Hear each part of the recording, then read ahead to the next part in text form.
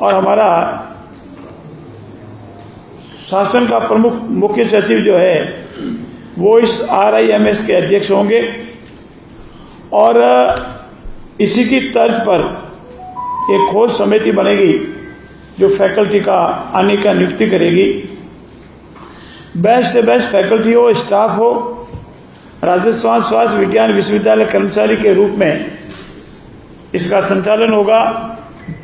इस संस्थान की स्थापना से राजस्थान में मेडिकल साइंसेज में एक क्रांति आएगी। एम्स हमारा जोधपुर में है और राजस्थान में कहीं नहीं है, और दूसरा एम्स की तर्ज पर ही जयपुर में ये विकसित होगा। इसके साथ ही साथ आज कैबिनेट में एक सबसे और महत्वपूर्ण निर्णय लिया गया है। हमारे जो नगरीय क्षेत्र है, नगरीय क्षेत्रों में विभिन्न उद्देश्यों के लिए भूमि आवंटन की जाती है। भूमि आवंटन की एक स्पष्ट नीति को लेकर के आज हम कैबिनेट में निर्णय लिया है।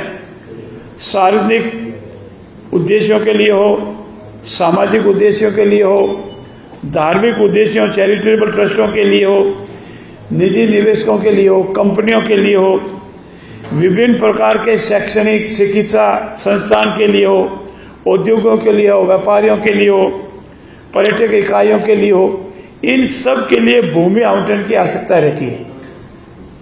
भूमि आवंटन में पारदर्शिता हो, निष्पक्षता हो, एक स्थान पर काम हो जावे। इसीलिए ये नगरीय क्षेत्रों में भूमि आवंटन की नीति 2025 आज हमने लाई है, और इसमें निवेश करने वाले को अनावश्यक विलंब और खर्चा नहीं लगे, और प्रक्रिया हो, सरलता हो, पारदर्शी हो, एक रूप हो, और अथॉरिटी किसी भी रूप में दुरुपयोग नहीं करे, इसी का मुख्य उद्देश्य है।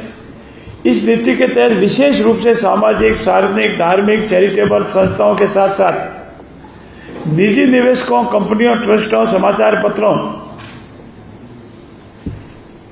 आपके लिए भी मान्यता प्राप्त राजनीतिक दलों तथा सरकारी विभागों को भूमि आवंटन के प्रावधान किए गए, पहले की नीतियों में नहीं थे।